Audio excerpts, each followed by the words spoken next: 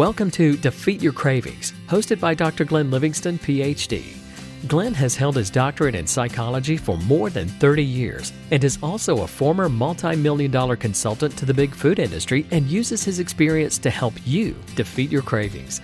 This show will help you to focus on dramatically reducing cravings and leave the diet mentality behind, so you can more easily and effortlessly achieve your health, fitness, and body composition goals. Please remember, no doctor-patient relationship is created via this show, and you are responsible for confirming any changes to your diet, health, or psychological routines with an appropriately licensed professional before implementing them. Now, before we get started, if you haven't yet downloaded the free smartphone app to access dozens of these recordings all in one place, as well as to avail yourself of a confidential community for support, motivation, and assistance, please visit the podcast link on defeatyourcravings.com as soon as possible. And now, here's your host, Dr. Glenn Livingston. Hey, it's the very good Dr. Glenn Livingston with defeatyourcravings.com. I'm here with a special treat to have a kind-hearted woman named Sophia agreed to let us record this session so you could all benefit from her experience and wisdom and success, as well as her trials and tribulations and falls. Right, Sophia? Yes, definitely. I've also got my entire master coaching team here, and they're going to chime in periodically to help us. Sophia, just give us a little bit of background about your struggles with food. When did you find Defeat Your Cravings, and tell me how we can help? I think I went on my first diet when I was 12. I definitely didn't need it. It morphed into a whole eating disorder nightmare. It ended in bulimia. And then I found therapy and all sort of stuff. And I found brain over binge and like the concept of, if you don't act on urges, they just kind of go away. So I followed that. I recovered. I got to a healthy weight. Everything was fine. I guess during the pandemic, I started not eating during the day, and then I started eating in the middle of the night. So I've kind of developed nighttime eating syndrome, I guess it's called. Are you awake and aware while you're overeating, or do you wake up with cookies on the pillow? I'm aware, but part of me is like, you're not aware, but I can remember eating and I remember what I'm thinking. It's not as if I'm like knocked out and I wake up and like, what is this? So I'm aware, yeah. And you said that you stopped eating during the day, and that seems to have started this? Yes, and then I started actually eating during the day and I'd done a million things and this habit just keeps being there. And it's not unhealthy stuff and I'm at a normal weight, but it's just not good for my health, my teeth, my sleep, my digestion, like everything suffers. What do you eat in the middle of the night? I mostly just have healthy stuff at home, but it's like 5 bananas, can of beans, hot chocolate, dates, mostly just like abnormal amounts of fruit. Gotcha. This is an interesting and somewhat difficult problem we've encountered before. And Fiona actually is the one who works with some people. I'll describe the solution that I've heard, and I'll ask Fiona if she can chime in and let me know if she wants to share anything else about it. But we found that it was a very recalcitrant problem, that people had a lot of difficulty overcoming it. Fiona, I think you had the person come up with a very particular snack she was going to have in the middle of the night. Yeah, it was a male client and he had a problem eating during the night. So we defined a really clear snack so that he didn't actually have to get out of bed during the night. He was getting out of bed and going into the kitchen, and then he was just going for something small, and then he was eating more and more and he couldn't stop. So he took something and put it on his bedside table so that when he woke up during the night, he ate the snack instead of getting out of bed. So it made a big difference to his eating habits during the night. Then eventually he decided he wanted to eradicate the habit. So we worked on that from there, but it was kind of a step-by-step approach. I've had similar experiences with clients. Let me just say for the benefit of the audience and legally that if you're struggling with an eating disorder like nighttime eating syndrome, it's important to get a licensed local professional to talk to you about all that. We can't offer that in this environment. But I've had a couple of clients who struggle with the same thing. One woman comes to mind, and She just put 2 bananas out on the table for herself. And she decided that was going to be her middle of the night snack. And I had another woman where we did something similar. In each case, they decided that this was going to be phase one. They're going to make it less taboo to have something. They're going to specifically plan it out and have boundaries and have it ready for them. And it worked in each of the cases that I worked with. I haven't heard back from them telling me that it doesn't. I'm wondering how this all sits with you. Does it sound like something you might want to try, or what do you think? Two things. I've actually tried to do that. So I tried to like cut up some fruit and like this is my fruit bowl. When I wake up, I'll just eat that. It worked for a while, and then I guess at some point, just like my inner, whatever we want to call it, just like said, F it, doesn't matter who are you trying to kid, blah, blah, blah. That's number one. And then number two is in the meantime, I've gotten retainers, so Invisalign, so it's just not good for me. Like I have to brush my teeth before I go to sleep, put them in, and not eat. And right now, I'm just not putting them in and like putting them in at odd hours. So it would be best if I just eat my snack before I go to bed. And once I'm in bed, I just don't want to eat until the morning. You would have to put your retainer in, Yes, but you're not doing that. no. Can I ask a question? So when you put the retainer in before you go to bed, does that stop you eating during the night, or do you get up and take it out? Either I take them out or I just hear this voice that's like, no, you're gonna eat anyway. So just like keep them out and put them in like 3 or 4 in the morning when you're done. Okay, got you. Thank you. Can I ask also, what are you eating the rest of the day and what times do you eat?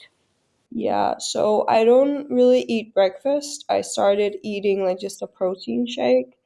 And then lunch is usually just like a salad. And then dinner is just like a healthy vegan meal. I have like a meal service thing. So I don't eat a lot during the day. And after I've gotten my retainers in, I even eat less because I have to brush my teeth all the time. So before I would snack a lot, which I don't anymore. So it could be you're not eating enough during the day and your lizard brain is saying, that's okay, we'll just wait till the middle of the night and we'll make up for it. That's very likely. Also, I'm hearing you saying the word just quite a lot, so I'm just having a protein shake and I'm just having a salad, as if you know that it's not really enough. Yeah, I know it's not enough. Have you tried making a rule which plans out your meals during the day or make sure you have enough during the day so that you wouldn't have this hunger in the middle of the night? Yes, but then part of me is like, it's too overwhelming, even though my rational self kind of knows. Like, of course, it's not overwhelming to take an extra piece of whatever. And those feelings are getting the better of you. Yes. Does it make sense that in order to solve this, we might have to face those feelings and kind of say feelings aren't facts and have a more specific plan for eating during the day so that you don't have these overwhelming urges at night? Yes, that makes sense.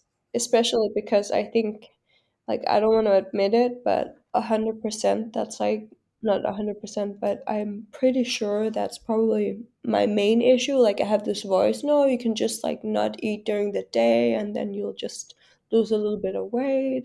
You can have your cake and eat it too. If you don't eat during the day, then you lose weight. And then the brain says, oh, we're just too hungry in the middle of the night. Yeah.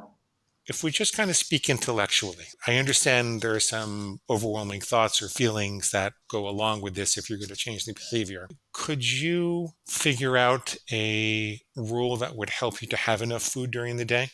Yes, I have a hard time figuring out what that rule is, but I guess it could be that I should just always eat 2 meals, regardless of how small they are, like lunch and breakfast before dinner. What time would you eat breakfast before? I guess before 10, Okay, by 10 a.m. And lunch? like no later than 2 p.m., but ideally around 12. Always have breakfast by 10 a.m. or lunch by 2 p.m. Are there any exceptions? If I'm sick or traveling or in some sort of a crazy work situation or like emergency, something Unless I'm sick or traveling, what kind of a crazy work situation? where I'm in like back-to-back meetings, that would be the only one. But then I would still have time for breakfast, I guess. Yeah, okay, work's not an excuse, actually. I don't want that. Okay. So, and if you're sick, what would you do? Then I would just follow whatever my body tells me. Like if I have a stomach bug or something, then Right now you're sick. Are you not going to eat during the day? yes, but now I don't have a fever. Maybe that's a better rule. So, unless you have a fever, Yeah, or a stomach virus of some sort, like that makes me nauseous. Like I can't physically eat. okay, unless I can't physically eat. Yeah, And what about when you're traveling? like if I'm on a plane or there is no vegan food available, What would you do if you were going to have to travel or there was not going to be vegan food available? I would have to pack something. So, would you be able to have breakfast and lunch even when you're traveling? Yes. So, then the only time that you couldn't have breakfast and lunch is when you couldn't physically eat. Yes. So, the rule would be I'll always eat breakfast by 10 a.m. and lunch by 2 p.m. unless I can't physically eat. Yes. Glenn, can I ask something about the rule here? Sure. Because Sophia, you said at least a small breakfast, so I'm getting this feeling you'd still rather not eat very much. Would it be helpful to say how much you're going to eat at each meal? And I know, Glenn, you used to have a rule about a certain number of calories by a certain time of the day. This is where I was going to go next. Sorry, I jumped ahead. That's okay. I think it's not good for me to count calories. I think it's better also because I'm vegan just to make sure that I have like a minimum amount of protein. Also because I've noticed it really stabilizes my blood sugar. How much protein is in a meal?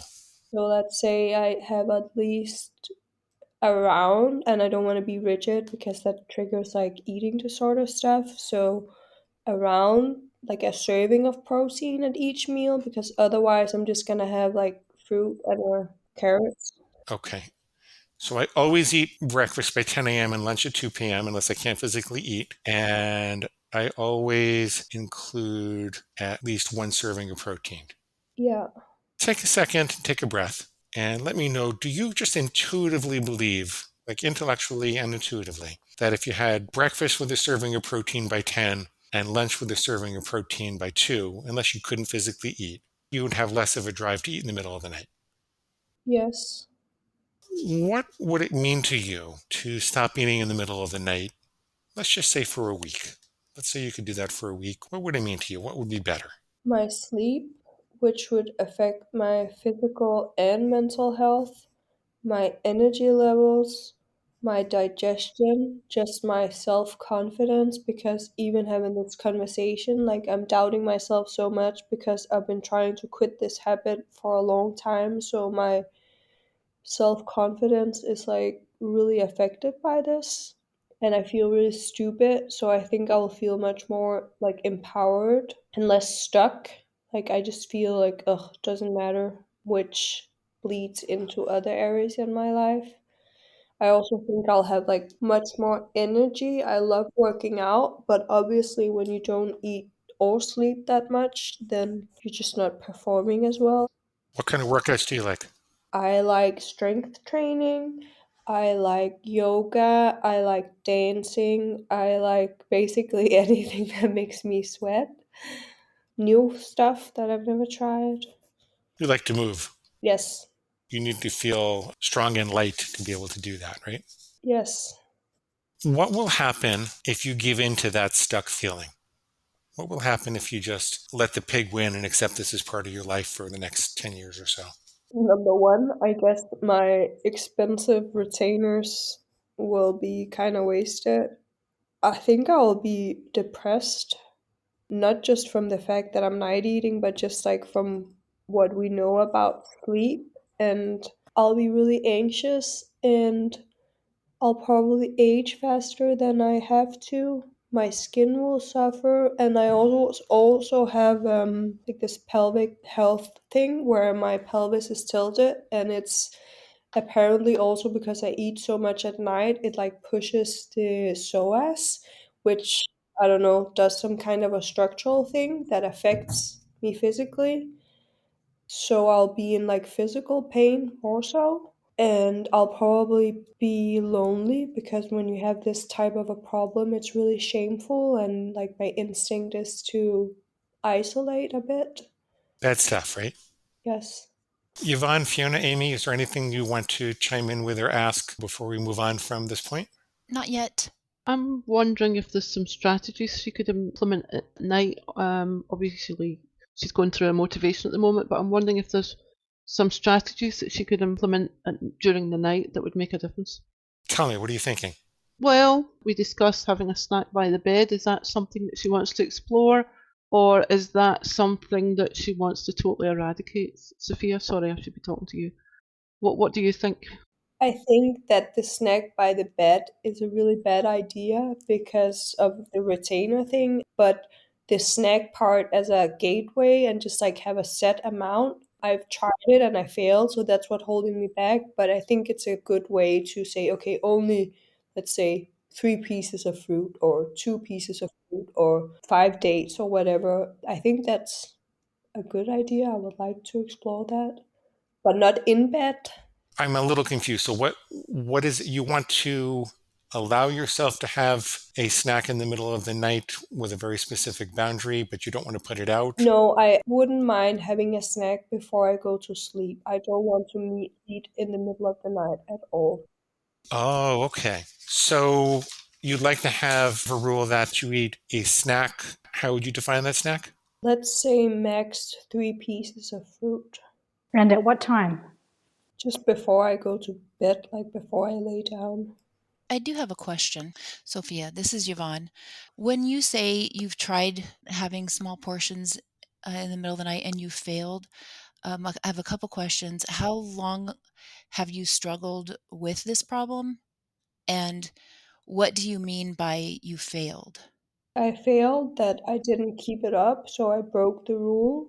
And how long I've had the problem, I guess I had it for maybe at least 7 years, but it's not until the pandemic that it like really escalated, and then it's actually gotten better since then because at that time I would eat like peanut butter and cake and like all sorts of crazy things, bread, but now I just eat healthy stuff.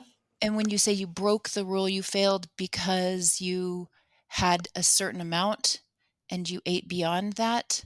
Yes. And I just stopped like putting like the fruit bowl out and I just basically said F it, I'm just giving up. Okay. You had it out like in the kitchen or was it near your bed? No, in the kitchen. Just throwing it out there, I'm wondering if stair stepping down might be easier.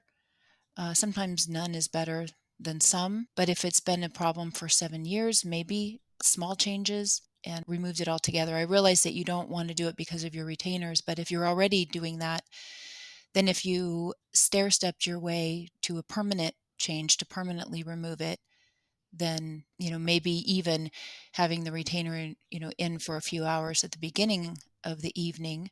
Yeah, that's true. Also because, I think it's a little bit helpful that I have the retainers in because it kind of wakes me up and like, okay, it's a bit more of a hassle to, So I'm a little confused. What would you like to do? I don't know, I'm confused now as well. Oops, sorry. Can I ask a question? Maybe a less confusing question. It sounds like there's two behaviors. The one is the eating the snack before bed, and the other one is getting up out of bed and eating after that. And you definitely don't want to get up after you're in bed and eat. Do you want to have the bedtime snack, or would you like to get rid of that too?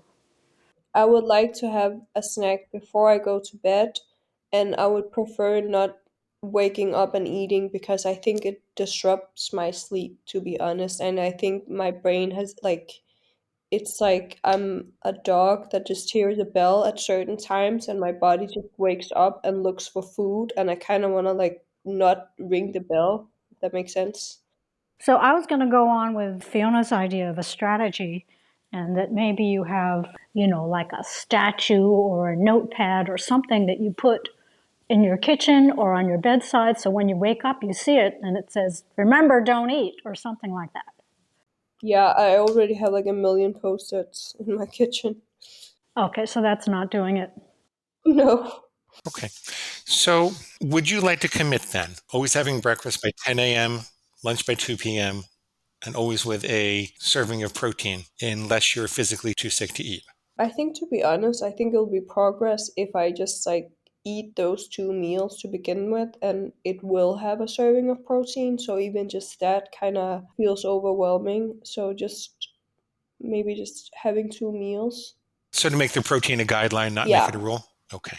And something I can explore so I can also like figure out what works for me. Maybe it works for me to have, I don't know, oatmeal. So that's not like an excuse to not eat because, oh, Got it. And so you don't have to feel guilty yeah, when I have the oatmeal. Okay. Okay. So then would you like to commit to having breakfast by 10 and lunch by 2 p.m. unless you're too sick to eat? And to have a guideline for trying to get a serving of protein in with each meal and having a maximum of 3 pieces of fruit before bed as a snack? yes. Okay. Then with everyone's permission, I think we should move on and give Sophia's pig a chance. Could you let me know, Sophia, why your pig says that you can't or won't or shouldn't be able to do this? Number one, like I won't be able to have the meals because I haven't up until now, and I haven't for years had regular eating patterns. I'll feel full and bloated. I'll feel fat. I'll do that, and then I'll eat during the night. I don't have time. Who do I think I am? I should just give up. Let me get this. Like, you haven't until now. It's been years. So why do you think you can in the Yes, future? You're going to feel full and bloated and eat the meals anyway. I should just give up. And who do you think you are? That was a good one. Who do you think you are? Yes. Where else does your pig say that you can't or you shouldn't or you won't be able to do this? I'll be too anxious to do it. So I recently, or it's not even recently, it's almost a year ago, I stopped vaping. And before that, I was smoking. So I don't have like my anxiety lowering tool. So giving up the night eating and all my addictive, quote unquote, bad habits, like that's just I'm not strong enough for that. You aren't strong enough without them. What else? There was a squeal about no time, Glenn. Yeah, time, that's also important. Yeah, I don't have time You don't have time. to eat 2 meals a day, 3 meals. You don't have time to have breakfast and lunch. What else? I'll get fat. I won't be able to like ever feel the satisfaction of just like not caring and just eating whatever I want. Anything else? It's pretty quiet. There's a related squeal to that one that says, I can only eat whatever I want in the middle of the night. Yeah, Okay. Anything else? I don't think so. So can you help me refute these, please? Can we go through them one by one? Yes. My master coaches, if you want to jump in with ideas to help as we go along, please let me know. You haven't been able to beat this up until now, and it's been years. Therefore, you'll never be able to beat it. Therefore, you should just give up and keep going. What's the problem with that way of thinking? I don't think humanity would ever evolve if we thought that where we are is where we'll stay. So it's just plain dumb. I've also done many things where I struggled for years and then I just stopped and changed. And of course, I'll fail if I believe I fail. Of course, you'll fail if what? If I believe that, I'm setting myself up for failure. It's like going on a bike and like I can't do it, then you won't be able to. Sophia, could you give an example of one of these things that you've changed in the past? Yeah, so even like recently, just stopping vaping, I was doing that all the time. And smoking before that? Did you smoke before that? There was a large gap, but I think I smoked from like 17 to 25. I also stopped that. I'm also vegan. It's a lot of things. So you've changed a lot of things. Next one, that's you're going to feel full and bloated and you're going to eat in the middle of the night anyway. So therefore, you shouldn't have breakfast and lunch.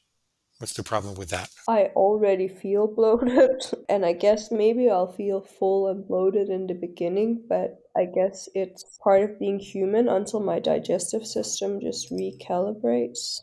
So I'll pay that price. Okay. Who do you think you are to even think you could beat me with this? You can't beat me, nobody can. What's the problem with that line of thinking? I'm giving my power away. You've beaten the pig on all sorts of things. Yeah, I think I'm your boss. That's who I think I am, right? Are you the pig's boss? I hope so. It's a birthright to be able to control what you put in your mouth. That's how we're wired. It's a birthright. It's up to you to decide that. You don't quite believe that, do you? I think I'm kind of realizing that. But I think even though the pig probably don't wants to admit it, but it kind of gives itself power by not eating. So my like primal drive just takes over and then it proves its point because it feels like I have no control. And I'm so frustrated because like I can stop all these other behaviors so relatively easy, but there's like no natural drive for nicotine as there is for example, food.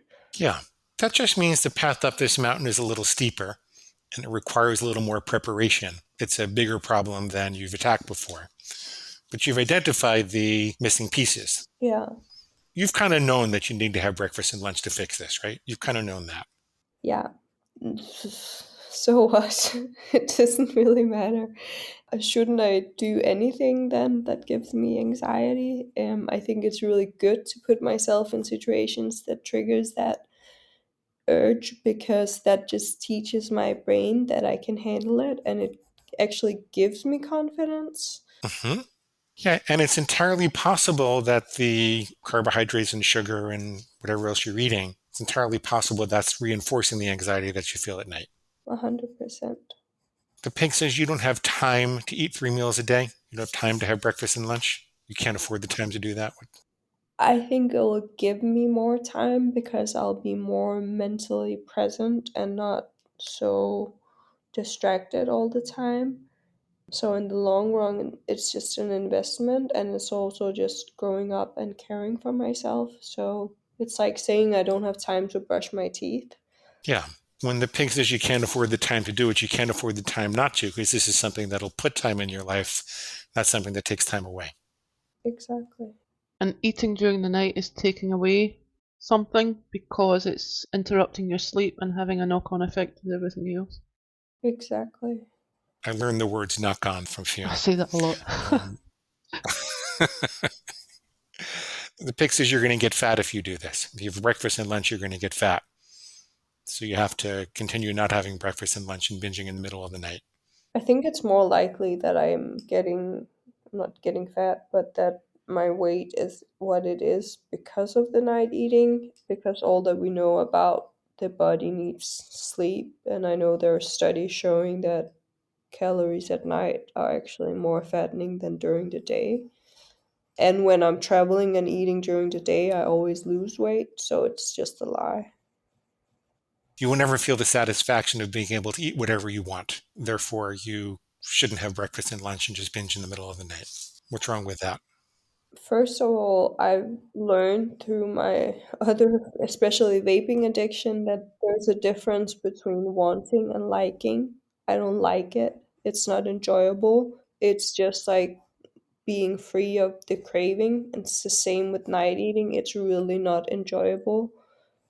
So there is no enjoyment that I'm depriving myself from. It's only the idea of it. Very good. You can only ever eat whatever you want to in the middle of the night. Therefore, you have to keep eating in the middle of the night. Don't have breakfast and lunch. It doesn't even make sense.